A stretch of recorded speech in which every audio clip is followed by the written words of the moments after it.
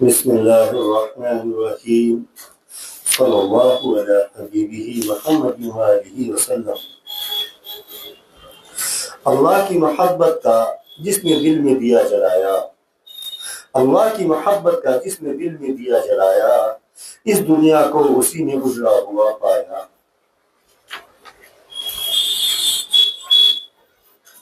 انسانی زندگی دل پر ہے، انسان کی زندگی دل پر ہے۔ اے میرے عزیزو،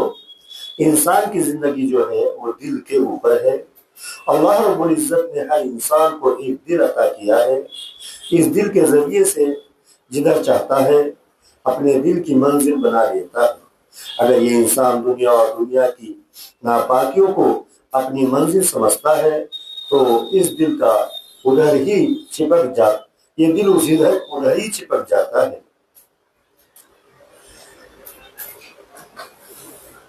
اور اگر انسان اپنے اس دل کو اپنے محبوب حقیقی کی طرف لے جاتا ہے تو اس دل کا ہی محبوب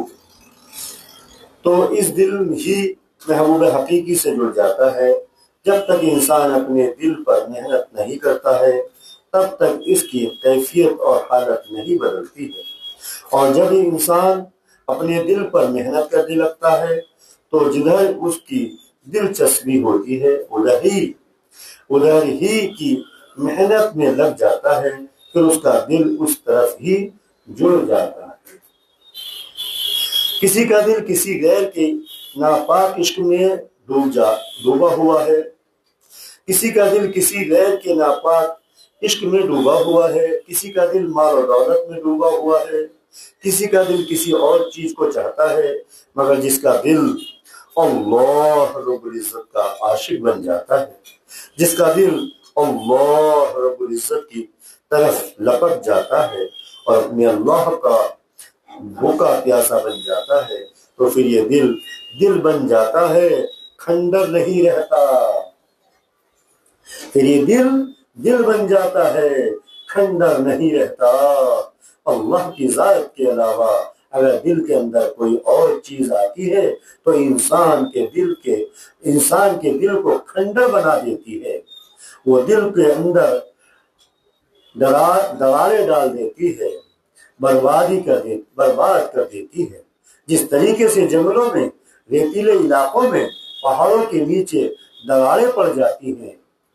صحرا میں ہوا کا عالم ہوتا ہے، اس طرح سے یہ دل غیر اللہ کی طرح اجڑ کر تباہ اور برباد ہو جاتا ہے اور دنیا و آخرت کی ناکامیوں کی طرف دوڑنے لگتا ہے، جو بڑے خسارے کی بات ہے۔ اور اگر یہ دل اللہ رب العزت سے جڑ جاتا ہے، اللہ رب العزت کی محبت اس دل میں آتی ہے اور یہ دل اپنے رب کے لیے بے چین و بے قرار ہونے لگتا ہے، تو پھر یہ دل پھولوں کا باغیچہ بن جاتا ہے، میووں کا ایک سرسبز ساداب باغ بن جاتا ہے، جس میں رنگ برنگے پھول نظر آتے ہیں، پھر اس میں رنگ برنگے میوے نظر آتے ہیں، پھر اس دل میں میرے محبوب کے انواع اقسام کے انمول ہیرے اور موتی نظر آتے ہیں۔ میرے عزیزوں، اپنے رب سے جب یہ دل جڑ جاتا ہے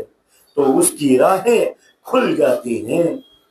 یہ دنیا اور آخرت کی کامیابیوں کی طرف دوڑنے لگتا ہے، اور اپنے رب سے ہٹ کر کہیں اور جڑ جائے تو اس کی ساری راہیں بند ہو جاتی ہیں۔ یاد رکھیے، جس نے بھی اپنے دل میں اپنے رب کا دیا جلایا، یاد رکھیے جس نے بھی اپنے دل میں اپنے رب کا دیا جلایا، اسی نے اس دنیا کو اجڑا ہوا پایا۔ اس لیے اپنے دلوں میں اپنے رب کی محبت کا دیا جلاؤ، اس دل میں اللہ کی محبت کا چراغ جلاؤ، اس دل میں تیرا دیا جلے رب، اس دل پر تیرا راج رہے، اس دل میں تیرا دیا جلے رب، اس دل پر تیرا راج رہے، آنکھوں کو میں فرش بناؤں، عرش و کرسی دل رہے، روح تیری دیوانی رہے رب، روح تیری دیوانی رہے رب، نسیم تیرا مستانہ رہے۔ پہلے بھی کسی مجلس میں بتایا ہے کہ جس دل میں اللہ کا دیا جل جائے، جس دل پر اللہ کی حکومت ہو جائے، تو اس کو دنیا کی ہر چیز اجڑی ہوئی نظر آئے گی، دنیا کا کھوٹ اس کو نظر آنے لگتا ہے۔ جنہوں نے اپنے دل کے اندر اپنے محبوب کی محبت کا دیا جلایا، جنہوں نے اپنے دل کے اندر اپنے محبوب کی محبت کا پھول کھلایا، جنہوں نے اپنے دل کے اندر اپنے محبوب کی محبت کا میوہ بنایا، ان کے دل پر ساری چیزیں روشن ہو کر دی جاتی ہیں۔ ان کے دل پر ساری چیزیں روشن ہو کر ظاہر ہو جاتی ہے، ان کو ہر چیز کے کھوٹ کا پتہ چل جاتا ہے، دنیا کے اندھیرے کا پتہ چل جاتا ہے، دنیا کے اجالے کا پتہ چل جاتا ہے، یہاں تک کہ سارے عیب کھل کھل کر ان کے سامنے آ جاتے ہیں، دنیا کی حقیقت ان پر منکشف اور ظاہر ہو جاتی ہے۔ اور مومن کا مقصد یہی ہے، اور مومن کا مقصد یہی ہے، ایمان والے کا، مسلمان کا مقصد یہی ہے کہ دنیا کے کھول کھل کر آئیں اور اللہ رب العزت کی محبت اور معرفت اس دل پر چھا جائے، تب ایمان والا اپنے اللہ کا چاہنے والا کامیاب اور بامراد ہو سکتا ہے۔ اس لیے اپنے دل کا تعلق اپنے اللہ سے جوڑا جائے، اللہ کی محبت کے علاوہ کسی اور کی محبت کو اپنے دل میں نہ لایا جائے۔ یہ دل ہر وقت اپنے اللہ کے لیے بے چین و بے قرار رہے، اس دل کو ہر وقت اپنے محبوب کی تلاش میں رکھا جائے، یہاں تک کہ اس محبوب کی تلاش میں اپنے کو فنا کر دیا جائے اور زبان حال سے کہے تیری تلاش میں میرا وجود بھی نہ رہا، تیری تلاش میں میرا وجود بھی نہ رہا، کہاں کہاں یہ پھرتی ہے جستجو تیری۔ اللہ رب العزت کا کوئی بھی نبی،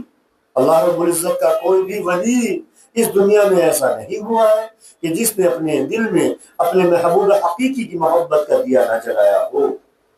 ہاں، جنہوں نے اللہ رب العزت کی محبت کا دیا، اللہ رب العزت کے عشق کا چراغ،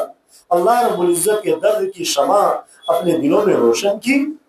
اللہ رب العزت کی یاد کی رضا سے منور ہوئے، اے میرے عزیزوں، وہی انبیاء علیہ السلام ہوئے، وہی حضرات صحابہ رضی اللہ عنہ بنے، وہی اولیاء اعظام اور دوسرے بزرگان دین بنے۔ اللہ رب العزت کے عشق و محبت کا چراغ اپنے دل میں جلاؤ، بغیر جلائے بھی انسان ولی نہیں بن سکتا۔ اللہ کی محبت کا چراغ بغیر جلائے انسان ولی نہیں بن سکتا، اللہ رب العزت کا قرب اللہ رب العزت کا مقرب نہیں بن سکتا، اور جب ولی نہیں بن سکتا تو صحابی یا نبی کیسے بن سکتا ہے؟ اور یہ بات بھی ہے کہ جس کا جیسا چراغ جلا ہوا ہوگا اور جیسا جس کے چراغ کا اجالا ہوگا، جیسی جس کی چراغ کی روشنی ہوگی، ویسا ہی اس کی معرفت کا نور ہوگا۔ اور مرض جو جیسی محبت الہی کی روشنی اپنے اندر لاتا ہے، ویسا ہی معرفت کا نور اس کے اندر آتا ہے۔ سب کے انوار معرفت کی مقدار اور پاشی الگ الگ ہوتی ہے، اور اس اعتبار سے اس کا کام بھی ہوتا ہے۔ جس طرح بلب مختلف واٹ کے ہوتے ہیں، اسی طرح نور معرفت بھی، جس طرح بلب مختلف واٹ کے ہوتے ہیں، اسی طرح نور معرفت بھی مختلف درجات کی ہوتی ہے۔ کسی عاشق کا زیرو واٹ کا بلب ہوتا ہے، کسی عاشق کا 0 واٹ کا بلب ہوتا ہے، کسی کا 10 واٹ کا ہوتا ہے، کسی کا 20 واٹ کا ہوتا ہے، کسی کا 50 واٹ کا ہوتا ہے، اور کسی کا 100 واٹ کا، کسی کا 200 واٹ کا، اور کسی کا 500 واٹ کا، اور کسی کی مرکزی اور ہیلوجن بھی ہوتی ہے۔ میرے عزیزوں، جیسا جس کا تعلق اپنے اللہ سے ہوتا ہے، ویسے ہی اس کو معرفت خداوندی حاصل ہوتی ہے۔ جس درجے کا اپنے دل میں اللہ رب العزت کی محبت کا دیا جلاتا ہے اسی درجے کی معرفت نصیب ہوتی ہے۔ سب کی معرفت ایک سی نہیں ہوتی، سب کی معرفت ایک سی نہیں ہوتی، سب کا دل ایک سا نہیں ہوتا، اپنے اللہ کا دیوانہ نہیں ہوتا۔ جس کا جتنا بڑا بلب ہوگا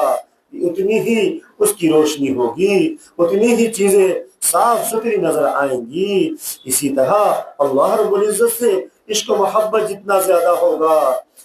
جتنا اللہ رب العزت کے عشق و محبت میں اس کا دل ڈوبا ہوا ہوگا، اتنی معرفت اس کے دل پر منکشف ہوگی۔ اس لیے اپنے اللہ سے زیادہ مضبوط طریقے پر اپنے دل کو جوڑا جائے، اس لیے اپنے اللہ سے زیادہ مضبوط طریقے پر اپنے دل کو جوڑا جائے۔ ہمہ وقت اللہ ہی سے اس دل کو جوڑ کر رکھا جائے، اور حق بھی اسی اللہ کا ہے، یہ دل اسی کا ہے، اسی کو سونپ دیا جائے۔ یہ دل اللہ رب العزت کی امانت ہے، یہ دل خالص اللہ ہی کے لیے ہے، اس دل میں کسی اور کا حصہ نہیں ہے۔ جسم کے دیگر حصوں میں اوروں کا حصہ ہے، مگر اس دل میں کسی کا حصہ نہیں ہے۔ یہ خالص مکمل طریقے پر اللہ ہی کے لیے ہے۔ کس کے لیے ہے؟ اللہ ہی کے لیے ہے۔ جسم کے اندر جوانی میں ماں باپ کا حصہ ہے، بیوی کا حصہ ہے، کمائی میں مال و دولت میں اور چیزوں میں دوسروں کے حصے بھی ہیں۔ جسم کے اور جوڑوں میں، اعضاؤں میں دوسروں کے حصے ہیں، حقوق ہیں، مگر اس دل میں کسی اور کا حصہ نہیں ہے۔ اس دل میں کسی کا حق نہیں ہے، نہ ماں باپ کا ہے، نہ اولاد کا ہے، اور نہ ماں باپ کو اس دل میں آنے کی اجازت ہے، نہ بیوی بچوں کو اس گھر میں آنے کی اجازت ہے۔ اس دل میں، دل کے گھر میں۔ اور جب پیارے ماں باپ جیسے کوئی اجازت نہیں دل میں آنے کی، پیاری بیوی کو اجازت نہیں آنے کی، دل میں بچوں کو اجازت نہیں ہے آنے کی، پھر تو ایرا گیرا نہ تو خیرا کو اس دل کے اندر آنے کی جگہ کہاں ہے اور کیسے اجازت ملے گی؟ اس دل کے اندر کہاں ان ایرا غیروں کا آنا جانا جائز ہے؟ حق تعالیٰ کے سوا کہاں کسی اور کو وہاں دخل جائز ہو سکتا ہے؟ اللہ رب العزت کی ذات کے علاوہ سب ایرے گہرے نتھو خیرے ہیں۔ اللہ رب العزت کے سوا اس دل کا کوئی یار نہیں ہے۔ اس دل کا اگر کوئی یار ہے، کسی کو بٹھانا ہے، کسی کو اس دل میں سجانا ہے، تو کون ہے؟ وہ اللہ رب العزت کی ذات ہے۔ ہاں، اللہ رب العزت کے سوا اس دل کا کوئی یار نہیں ہے، اللہ کے سوا اس دل کا کوئی حقدار نہیں ہے۔ اس دل کا اگر حقدار ہے، اس دل کی اگر یاری ہے، اس دل کا اگر یار ہے، تو صرف اور صرف اللہ رب العزت کی ذات ہے، اور کوئی اس دل میں، اس دل کا کوئی اور یار نہیں ہے۔ اس دل کی یاری اپنے اللہ ہی کے لیے ہے۔ اس دل کی نسبت اللہ رب العزت کی ذات سے ہے، اس دل کی دوستی اپنے اللہ سے ہے۔ اس محبوب حقیقی کے سوا اس دل کا کوئی دوست نہیں ہے۔ جنہوں نے اپنی یاری اپنے اللہ سے کر لی، جنہوں نے اپنی یاری اپنے اللہ سے کر لی، جنہوں نے اپنی دوستی اپنے اللہ سے کر لی، جنہوں نے اپنا یار، اپنا دوست، اپنا دیدار، اپنی منزل، اپنا مقصود، اپنا رب بنا لیا، اپنے اللہ کو بنا لیا، اے میرے عزیزو، بڑے خوش قسمت ہیں وہ لوگ، اولو العزم ہیں، اولو العزم میں سے ہے وہ حضرات دارین میں سے باشعادت اور بامراد بھی وہی لوگ ہیں۔ تو جس نے اپنے دل میں اللہ کی محبت کا دیا جلایا، اسی نے اس دنیا کو اجڑا ہوا پایا۔ تو جس نے اپنے دل میں اللہ کی محبت کا دیا جلایا، اسی نے اس دنیا کو اجڑا ہوا پایا۔ اے میرے عزیزو، جنہوں نے اللہ رب العزت کی محبت کا چراغ اس دل میں روشن کر لیا،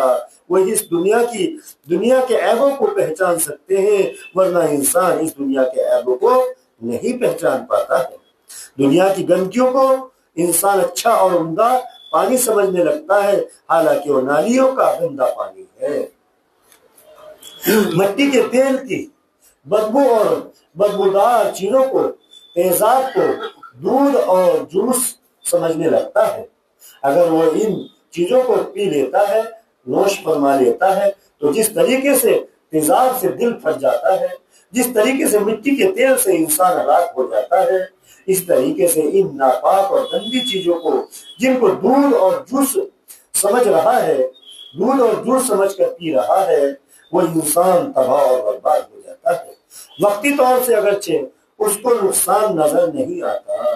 مگر اس سے اس کا دل اتنا خراب ہو جاتا ہے کہ بعد میں کسی بھی معرفت کا نور اس دل کے اندر ڈالو، کیسی بھی عمدہ سے عمدہ، پیاری سے پیاری بات اس دل کو سناؤ، مگر اس پر اثر نہیں ہوتا، کیونکہ اس کا دل دوسری چیزوں کا پیاسا ہو چکا ہے۔ اس کے دل میں بدبودار چیزیں بس چکی ہیں۔ اب بدبودار چیزیں میں خوشبودار چیزیں کہاں سے آئیں گی؟ اے میرے عزیزو، رب کا کرم ہے کہ اس نے ہمیں اپنا بنایا، رب کا کرم ہے کہ اس نے ہمیں اپنا بنایا، رب کا کرم شکر ہے کہ اس کا احسان ہے کہ اس نے ہمیں اپنی فکر دی، جیسی بھی کچھ ہے۔ بہرحال الحمدللہ، اور یہ ہے بھی رب کے کرم کی بات، رب کی عنایت کی بات، اس کی بخشش کی بات۔ اس نے ہمیں اپنی نسبت سے اپنی فکر میں یہاں بیٹھنے کی توفیق دی، اور یہ بھی رب کے کرم کی بات ہے کہ آپ لوگ دور دراز سے آتے ہیں، ہندی پور سے آئے، مراد آباد سے آئے، کوئی دہرادون سے آئے، موٹر سائیکلوں سے آئے، چنڈی گڑھ سے آئے، کوئی کھنڈا منڈی سے آئے، دہلی سے آئے، اور کہاں کہاں سے لوگ آتے ہیں۔ کس لیے آتے ہیں؟ اسی محبوب حقیقی کی محبت کی وجہ سے آتے ہیں، اس رب کی محبت کی وجہ سے آتے ہیں، اسی رب کی محبت نے ہمیں یہاں لا کر بیٹھا دیا ہے۔ میرے عزیزوں، ہمارا یہ بیٹھنا کوئی فضول نہیں ہے، ہمارا یہاں بیٹھنا یہ کوئی فضول بالکل نہیں ہے۔ ہاں، دیکھنے کے اعتبار سے تو میرے عزیزوں یہ مجلس بہت مختصر ہے، چند لوگ بیٹھے، یہ مجلس بہت مختصر ہے، چند لوگ بیٹھے، لیکن انجام کے اعتبار سے یہ مجلس اتنی قیمتی ہے، اتنی مبارک ہے، اتنی بڑی مجلس ہے۔ اس مجلس کا مقام اللہ کی نظر میں اتنا ہے کہ کل قیامت کے دن میدان محشر میں اللہ تبارک و تعالیٰ ان دین کی مجلسوں میں بیٹھنے والے کو، ان چٹائیوں پر بیٹھ کر اللہ اللہ اللہ کرنے والوں کا کو اللہ تعالیٰ نوازیں گے، انعامات عطا فرمائیں گے، اور ان کا جو اعزاز و اکرام ہوگا تو لوگ دیکھ کر کے چیخ اٹھیں گے، اور اس وقت تمنا کریں گے کاش ہمارے بدن کو دنیا میں کینچیوں سے کاٹ دیا جاتا،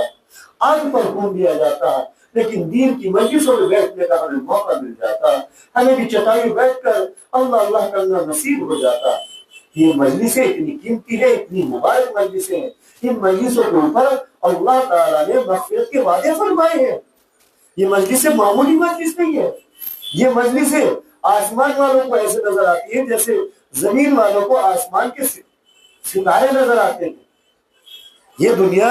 یہ تھوڑی سی مجلس، یہ مختصر سی مجلس جس میں اللہ کا ذکر ہو رہا ہے، جس میں رسول اللہ کے اوپر درود بھیجا جا رہا ہے، جس میں اللہ اس کے رسول کی باتیں کی جا رہی ہیں، اللہ کا ذکر کیا جا رہا ہے، مراقبہ کیا جا رہا ہے، یہ مجلس اتنی قیمتی ہے کہ آسمان والوں کو ایسی نظر آ رہی ہے جیسے زمین والوں کو آسمان پر ستارے نظر آ رہے ہیں۔ زمین کا وہ حصہ، زمین کا وہ ٹکڑا تمام زمین کے وہ حصوں پر فخر کرتا ہے جس پر اللہ کا ذکر کیا جاتا ہے، جس پر اللہ کی ضرب لگائی جاتی ہے۔ ہاں، وہ زمین کا وہ حصہ دوسرے حصوں پر بھی فخر کرتا ہے۔ اتنی مبارک مجلسیں ہیں، ان مجلسوں کے اوپر مغفرت کے وعدے ہیں۔ ہاں، اور ایسی مجلسوں پر اللہ نے بڑے انعام کے وعدے فرمائے، مشک اور زعفران کے تیلوں پر کل قیامت کے دن تفریح کر رہے ہوں گے،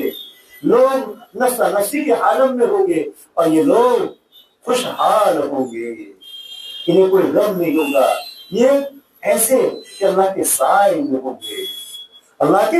سائے میں، جب کہ اللہ کے سائے کے علاوہ کوئی سایہ نہ ہوگا۔ یہ مجلس میں بیٹھنے والے، یہ اللہ کو یاد کرنے والے، اللہ کی محبت میں یہاں آنے والے، اللہ کی محبت میں یہاں جڑنے والے مختلف خاندانوں سے مختلف جگہوں سے آنے والے ایک جگہ بیٹھ کر اللہ کو پکارنے والے ان کا مقام بہت بلند ہے۔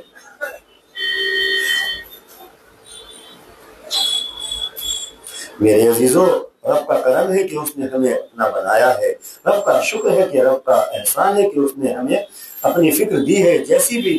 ہے، کچھ بہرحال الحمدللہ ہے، اور یہ ہے رب کے کرم ہی کی بات، رب کی عنایت کی، رب کی بخشش کی بات ہے۔ اس نے ہمیں اپنی نسبت سے اپنی فکر میں یہاں بیٹھنے کی توفیق دی، اور یہ بھی رب کے کرم کی بات ہے کہ آپ لوگ دور دراز سے یہاں آ کر بیٹھے۔ میرے عزیزوں، ہمارا یہ بیٹھنا کوئی فضول نہیں ہے، غنیمت جانو، اس بیٹھنے کو غنیمت جانو، اللہ کی رضا کے لیے ایک جگہ جمع ہو جانے کو غنیمت جانو، اللہ کے ذوق و شوق میں جڑ جانے کو، اس گئے گزرے دور کے اندر یہ رب کے کرم کی بات ہے، ہاں، رب کی خصوصی پیار کی بات ہے، رب کی عنایت کی بات ہے، جس کو اللہ رب العزت ایسی توفیق نصیب فرما دے، یہ اس محبوب کے خاص کرم کی بات ہے۔ میری طلب بھی کسی کے کرم کا صدقہ ہے، میری طلب بھی کسی کے کرم کا صدقہ ہے، قدم یہ خود نہیں اٹھتے، اٹھائے جاتے ہیں۔ میری طلب بھی کسی کے کرم کا صدقہ ہے، قدم یہ خود نہیں اٹھتے، اٹھائے جاتے ہیں۔ ہاں، یہ بھی اللہ کی بخشش اور عنایت ہے کہ اللہ نے ہمیں، ورنہ لوگ دیکھو خود بازاروں میں، سڑکوں پر، جہاں تہاں ادھر ادھر کہاں لوگ بیٹھے،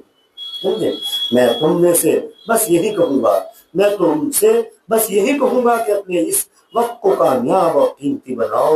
محبوب کی محبت کا جام پی کر یہاں سے جاؤ۔ تم لوگ اپنے قیمتی کام چھوڑ کر یہاں آئے ہو، پیارا گھر چھوڑ کر آئے ہو، کرایہ خرچ کر کے بہت سے لوگ آتے ہیں، اپنی گاڑیاں لے کر یہاں آتے ہیں، اپنا قیمتی وقت لے کر یہاں آتے ہیں۔ کیوں آئے ہو؟ صرف اللہ کی محبت میں اور اللہ رب العزت کی محبت کی غرض سے آئے ہو۔ تو میں نہیں کہہ رہا ہوں کہ تمہارا کوئی دنیاوی مقصد نہیں ہے، بلکہ میں تو یہ کہہ رہا ہوں کہ تم اپنے رب کی نسبت سے یہاں آئے ہو، اور جو رب کی نسبت سے آتا ہے وہ سچا اور صادق ہوتا ہے، اور جو صادق ہوتا ہے تو اس صادق کی مراد کو پورا کیا جاتا ہے، سچوں کو نوازا جاتا ہے، سچوں کو خاص پیار کیا جاتا ہے۔ میرے عزیزوں، میں آپ لوگوں کو ڈانٹ ڈپٹ بھی کر دیتا ہوں، کیونکہ کر دیتا ہوں کہ اللہ کے لیے، تاکہ تم کچھ محبوب حقیقی کی محبت اپنے اندر پیدا کر لو، محبوب کی رمق اپنے اندر پیدا کر لو۔ اور کبھی میں ہنسنے کی بات نہیں کہتا ہوں، کیونکہ میں ہنسنا جانتا نہیں ہوں، ہنسانا جانتا نہیں ہوں۔ ہاں، اس لیے بالمقابل اللہ کا شکر ہے، احسان ہے، اس کا کرم ہے، اس کی بخشش ہے، اس کی عنایت ہے کہ کبھی تو اللہ رب العزت ایسی باتیں کہلوا دیتا ہے کہ کسی کے دل پر تو آرا چل جاتا ہے، اور ہماری باتیں ہونی بھی ایسی ہی چاہیے کہ محبوب کی محبت کا آرا ہمارے دلوں پر چل جائے، تکلیف دینے کا آرا نہیں، تکلیف دہ بات نہیں، یہ تو حرام ہے۔ ہاں، اللہ کی محبت کا آرا، جس دل پر آرا چل جائے اللہ کی محبت کا، وہ محبوب کی محبت کی بات کہنا مراد ہے، وہ بات تو دل کو چیر کر محبوب حقیقی کی محبت پیدا کر دے، وہ بات کہنا مقصد ہے۔ اللہ کے حبیب حضرت محمد صلی اللہ علیہ وسلم کی جو مجلسیں ہوتی تھی وہ ایسی ہی ہوتی تھی، حضرات صحابہ رضی اللہ عنہم اجمعین رو کر اٹھتے تھے، جہنم کا مشاہدہ کر کے اٹھتے تھے، جنت کا مشاہدہ کر کے اٹھتے تھے، اللہ رب العزت کے انوارات اور تجلیات اور اس محبوب حقیقی کی عشق و محبت اور معرفت سے بہراور ہو کر اٹھتے تھے، اور جب اپنے گھروں میں چلے جاتے تھے وہ مشاہدہ اس درجے کا نہیں رہتا تھا، تو غمگین ہو جاتے تھے، اور اللہ کے نبی صلی اللہ علیہ وسلم کے پاس لوٹ کر آتے تھے، اور خدمت اقدس میں آ کر کہتے تھے، کیا کہتے تھے؟ اے اللہ کے نبی صلی اللہ علیہ وسلم، جب ہم آپ صلی اللہ علیہ وسلم کے پاس موجود ہوتے ہیں تو گویا ہمیں جنت اور دوزخ ہمیں نظر آ رہی ہوتی ہے، ہماری ہنسی اڑ جاتی ہے، ہمارے اندر خاموشی آ جاتی ہے، ہمارے دلوں پر آرے چڑھ جاتے ہیں، اور جب ہم خدمت اقدس سے چلے جاتے ہیں، اپنے گھروں میں اپنے بیوی بچوں میں مشغول ہو جاتے ہیں، تو وہ کیفیت ختم ہو جاتی ہے، وہ حالت چلی جاتی ہے۔ غور کیجئے نا، غور کیجئے نا، اللہ کے نبی صلی اللہ علیہ وسلم کی مجلس کا حال کیا ہوتا تھا، صحابہ رضی اللہ عنہ اجمعین کا کیا حال ہوتا تھا۔ غور تو کیجئے، حضرات صحابہ رضی اللہ عنہ اجمعین کا مشاہدہ کیسا ہوتا تھا، ان کا ظاہر و باطن کیسا ہوتا تھا۔ اس لیے ہماری مجلسیں ہنسی اور ٹھٹوں کی نہیں ہونی چاہیے، نہ ہمارے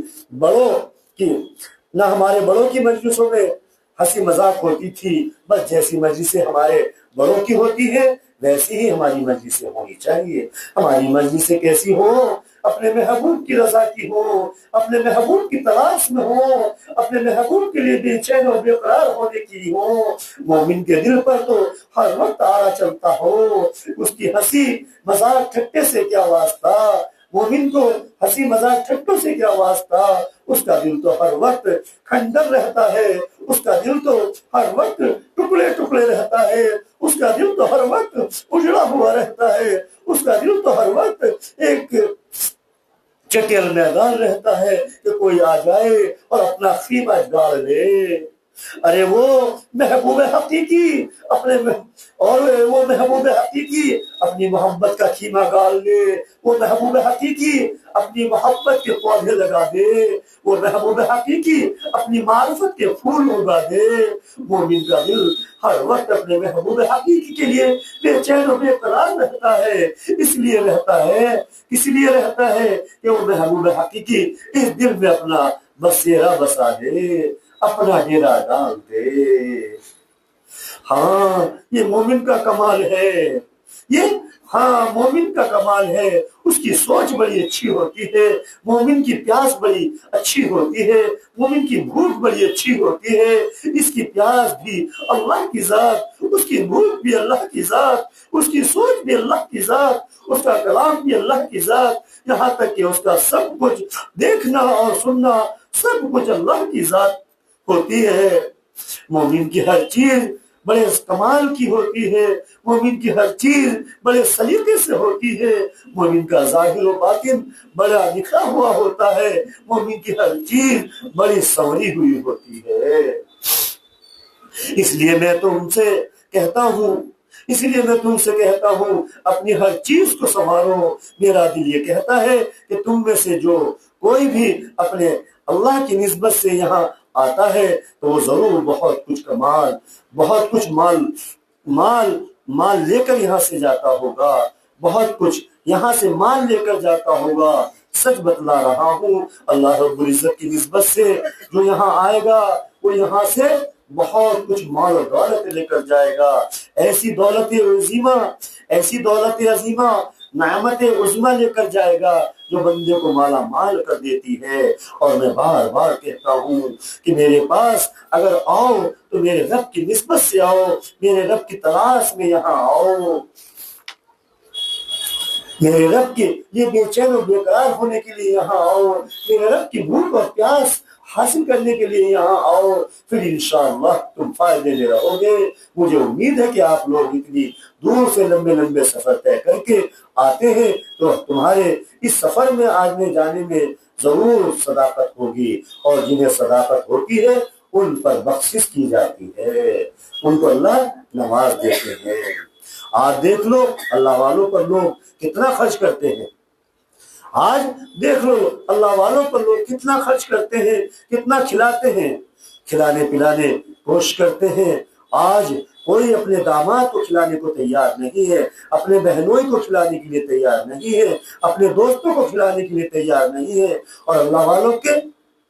والوں کے آگے پیچھے پھرتے ہیں، خوش آمدید کہتے ہیں، دل سے چاہتے ہیں کہ یہ اللہ والے ہمارے گھر آ جائے، یہ اللہ کی نسبت ہی تو ہے، یہ اللہ کا تعلق ہی کی تو بات ہے، یہ تو ان چیزوں کو اللہ کی محبت ہی سمجھتا ہے کہ اللہ کی محبت ہی کے وجہ سے جو لوگ شوق آتے ہیں، ذوق آتے ہیں، دور دراز سے آتے ہیں، اللہ کی محبت کے لیے اپنے علم کو، اپنے عقل کو، اپنے فہم کو خرچ کرنا فخر سمجھتے ہیں۔ یہ جو ہماری خانقاہ سے اللہ رب العزت کے عشق و محبت اور درد کی باتوں کو شائع کرنے کا سلسلہ کتابی شکل میں الحمدللہ جاری ہے، یہ علم و فہم کے خزانے لٹانے ہی کی تو بات ہے۔ میں دل سے دعا کرتا ہوں اللہ رب العزت ان کے علم و عمل، فہم، عقل کو مضبوط بنا کر اپنے عشق و محبت اور اپنی نسبت کے تعلق سے مالا مال فرما دے۔ کتنے خوش قسمت ہیں وہ لوگ جو اللہ کے لیے اپنا علم، اپنا پیسہ، اپنا جان و مال خرچ کرنے میں فخر سمجھتے ہیں، اور ہمارا جان مال جو کچھ بھی ہے وہ اللہ ہی کا ہے۔ اگر یہ اللہ کی راہ میں خرچ ہو جائے تو ہمیں فخر ہونا چاہیے، اس پر شکر ہونا چاہیے کہ ہمارا علم، ہماری جان اللہ کی راہ میں خرچ ہوگا۔ حق تو یہ ہے کہ ہمارا سب کچھ اللہ ہی کے لیے ہو جائے، اسی کی نام پر قربان ہو جائے۔ الغرض ہم اللہ کے غم کا ماحول بنائیں۔ رسول اللہ صلی اللہ علیہ وسلم ہر وقت مسلسل غمگین اور فکر مند رہتے تھے۔ ہنسی مذاق ٹھٹوں سے ہم پرہیز کریں۔ ہمارے گھروں کا ماحول ہنسی مذاق ٹھٹوں کا نہیں ہونا چاہیے۔ ہنسی مذاق ٹھٹوں سے دل موٹا ہو جاتا ہے اور رونے سے دل جاگ جاتا ہے، رونے سے دل میں جان پیدا ہو جاتی ہے۔ اس لیے اللہ رب العزت نے ہمیں اپنے مقدس کلام میں حکم دیا ہے سورہ توبہ میں کہ ہنسو کم اور رو زیادہ۔ قرآن کی آیت کا ترجمہ ہے